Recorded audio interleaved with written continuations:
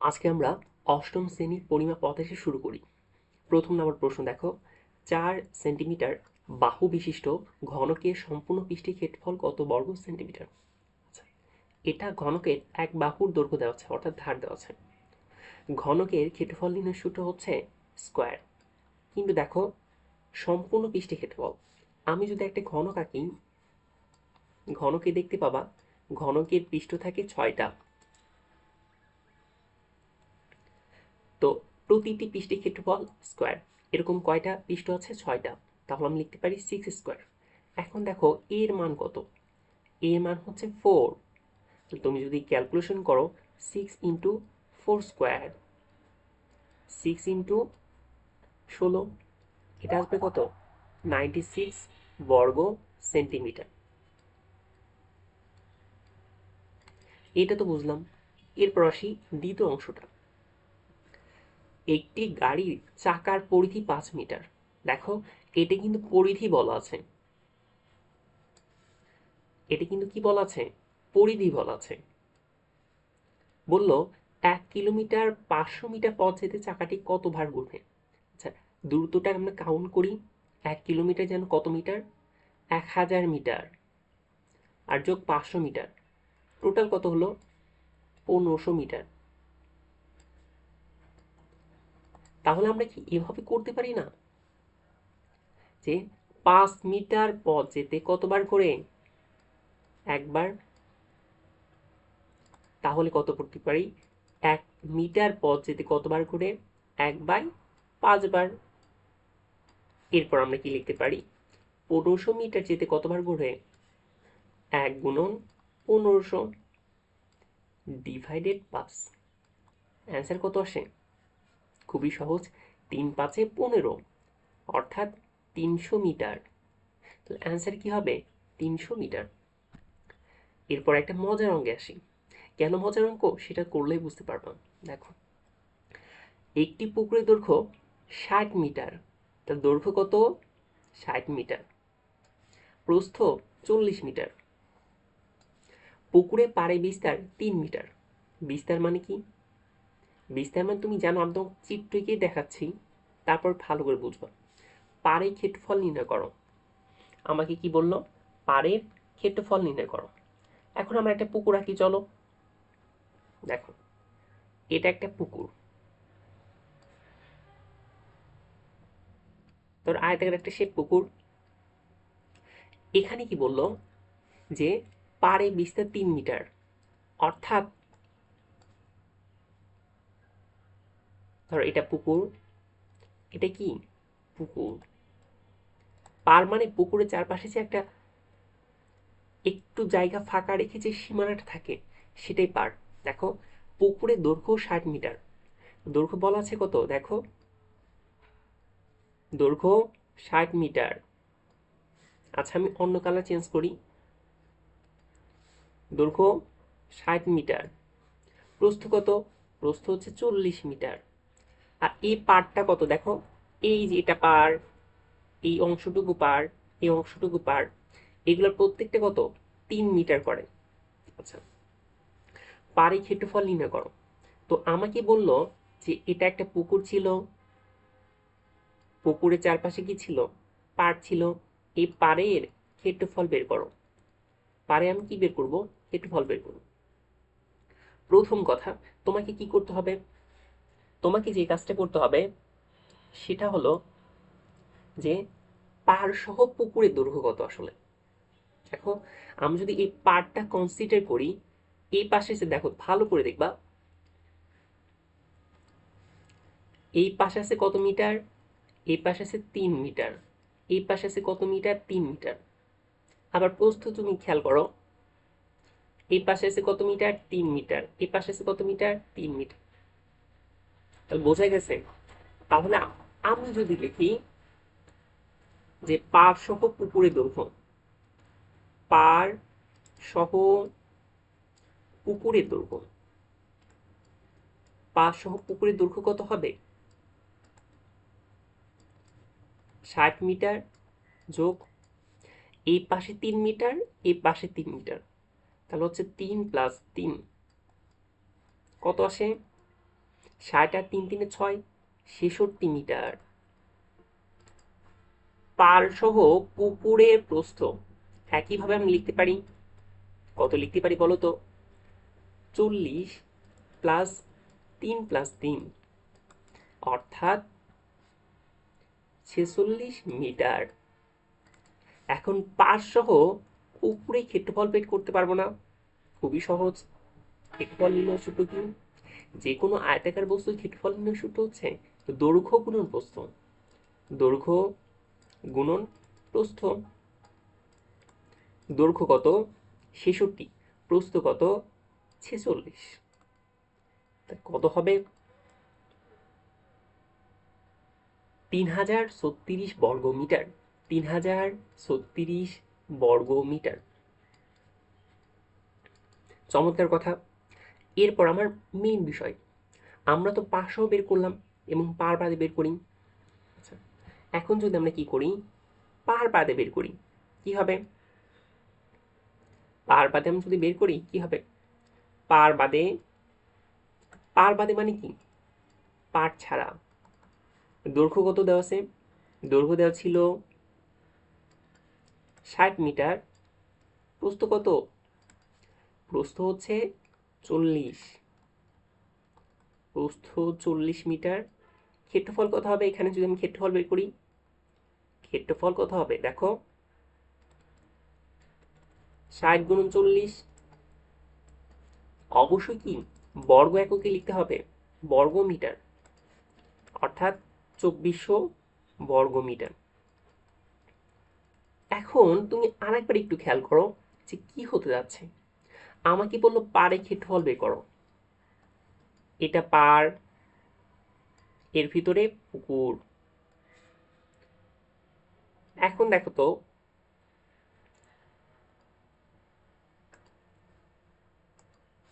আমাকে বললো এই যে এই অংশের ক্ষেত্রফল বের করো। কি করতে পারি? সম্পূর্ণ অংশ থেকে আমি যদি এই ভিতরের অংশটা বাদ দিই, তাহলে তো এই অংশটার ক্ষেত্রফল বের করতে পারবো। বুঝতে পারলাম কি? হ্যাঁ, বুঝতে পারলাম। দেখো, তাহলে সম্পূর্ণ অংশ কত ক্ষেত্রফল ছিল? তাহলে আমি লিখতে পারি পারের ক্ষেত্রফল। পারের ক্ষেত্রফল সমান সম্পূর্ণ অংশের ক্ষেত্রফল কত? 3036। 3036 বিয়োগ পারের ক্ষেত্রফল, মানে পার বাদে ক্ষেত্রফল কত? 2400।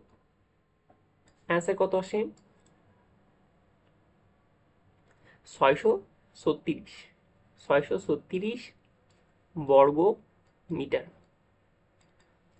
আশা করি বুঝতে পারলাম তো। এরপর আসি আরেকটা মজার অঙ্ক।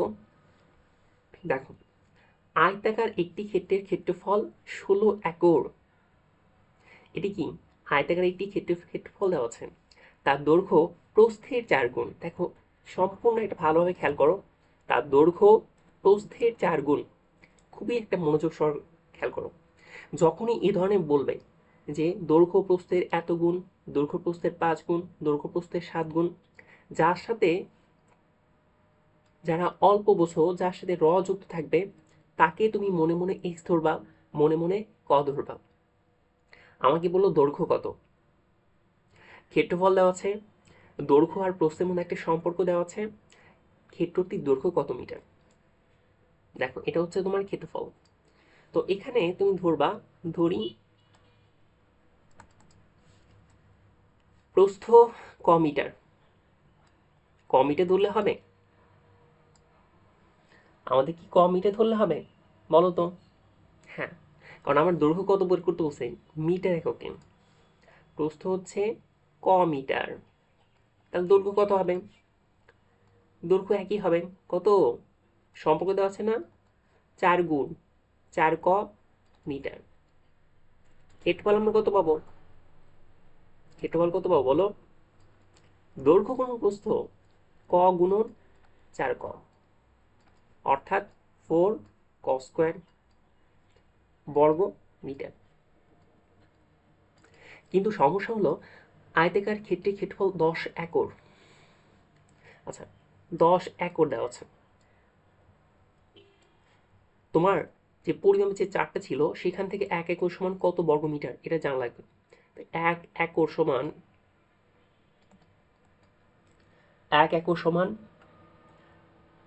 40,468.6 বর্গমিটার। 40,468.6 বর্গমিটার। 10 একর সমান কত? জাস্ট 10 দিয়ে গুণ করবা। 10 দিয়ে গুণ করলে কত হয়? 40, 46, 8.6 গুণন 10 কত হবে? 40, 46, 8.6 বর্গমিটার। দেখো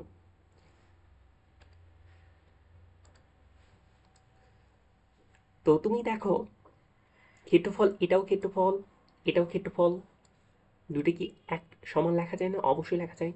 তাহলে 4 cos স্কয়ার সমান 4 cos স্কয়ার সমান 40, 46, 86। তাহলে হচ্ছে cos স্কয়ার সমান কি হবে? 4 দিয়ে ভাগ হবে। 40, 46, 86 ভাগ 4 কত আসে? আসে 10, মানে 10,117, 10,117.15। তুমি যখন করবা তাহলে রুট ওভার করবা, রুট ওভার 10, 11, 7.15 কত আসবে এটা? এটা আসবে 100.584 মিটার। 584 মিটার। তো তোমার কি বললো দৈর্ঘ্য কত? দৈর্ঘ্য কত ছিল? 4 ক। তাহলে হচ্ছে এটা দৈর্ঘ্য ছিল 4 ক। তাহলে 4 গুণন 100.584 কত হবে? 402.34, 402.34 বর্গ মিটার। আশা করি আমরা এই কনসেপ্টটা বুঝলাম। আমি যদি সামারি করি কি হবে? ক্ষেত্রফল ছিল 10 একর, তার দৈর্ঘ্য প্রস্থে 4 গুণ। প্রস্থ যদি ক মিটার ধরি, দৈর্ঘ্য ধরা লাগবে ক 4 ক মিটার। ক্ষেত্রফল কি হবে? ক গুণন 4 ক, অর্থাৎ 4 ক স্কয়ার বর্গমিটার। এরপর আসি এককের প্রসঙ্গ। 1 একর সমান 40,468.6 বর্গমিটার। 10 একর সমান কি হবে? 10 দিয়ে গুণ হবে। তাহলে আমরা একটা ভ্যালু পাবো, একটা মান পাবো। এরপরে এটাও ক্ষেত্রফল, এই যে এই অংশটুকু ক্ষেত্রফল, আবার এই অংশটুকু ক্ষেত্রফল, দুইটি ক্ষেত্রফল তো একই, আমরা সমান লিখতে পারি। সেখান থেকে আমরা কর মান বের করব। যখন আমরা কর মান বের করব তখন এই যে দৈর্ঘ্য নির্ণয় এর সম্পর্কে ছিল 4 ক, তাহলে আমরা সেখানে মান বসাবো এবং আমাদের কাঙ্ক্ষিত অ্যান্সারটা পাবো। এরপরে আবার আছে একটি আয়তাকার ঘরের দৈর্ঘ্য 1.5 গুণ।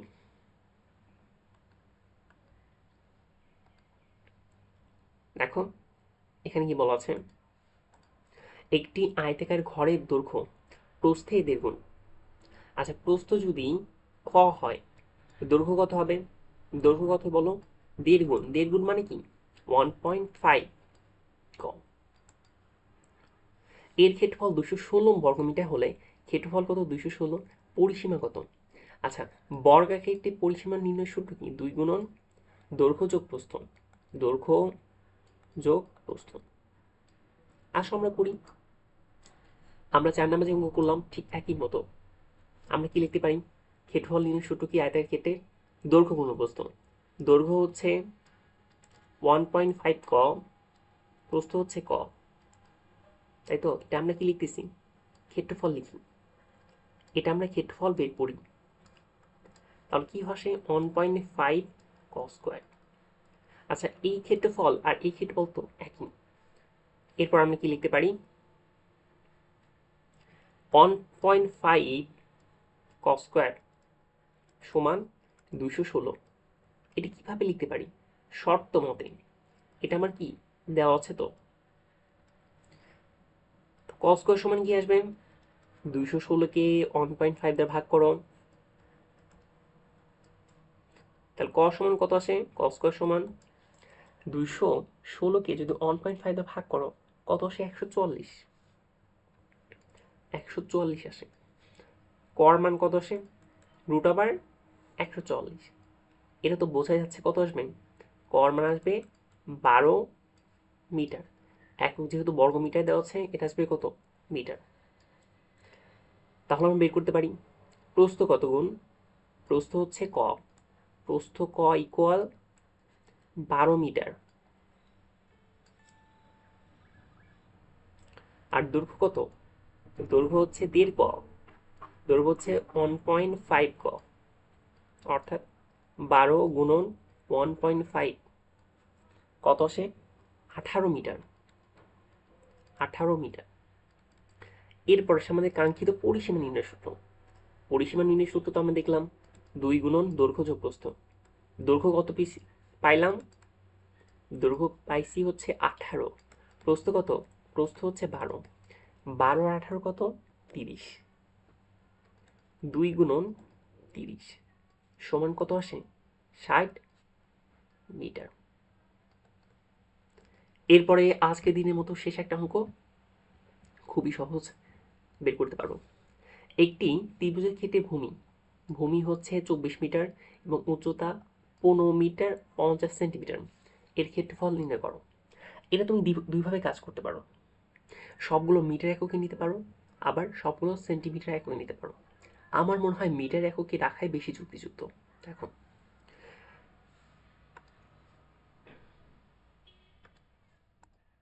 তুমি ত্রিভুজ কেটে ক্ষেত্রফল নির্ণয়ের সূত্র তো জানার কথা।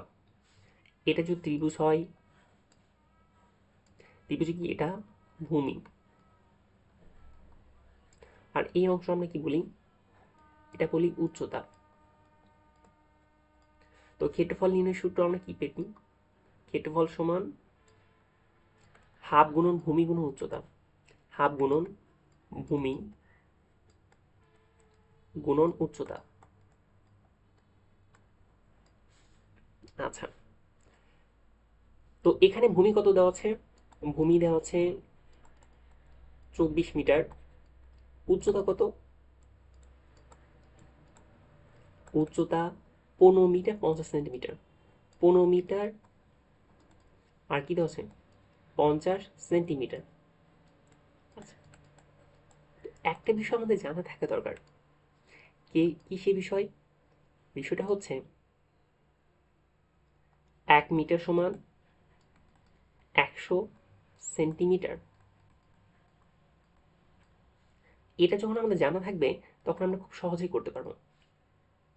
তাহলে 15 মিটার ছিল, সেন্টিমিটারকে আমরা কি প্রকাশ করব? মিটারে। তাহলে 50কে কত দিয়ে ভাগ করব? 100 দিয়ে ভাগ করব, তাহলে সেটা কি হবে? মিটার হবে। এখানে আসে 15 যোগ এখানে কত আসে? 0.5, টোটাল কত আসে? 15.5 মিটার। এখন ক্ষেত্রফল বের করা তোমার জন্য সহজ, 2 ভাগ। ক্ষেত্রফল কত? ক্ষেত্রফল হচ্ছে হাফ গুণন ভূমি গুণন উচ্চতা, ভূমি গুণন উচ্চতা, হাফ ভূমি, ভূমি মান হচ্ছে 24, উচ্চতার মান 15.5।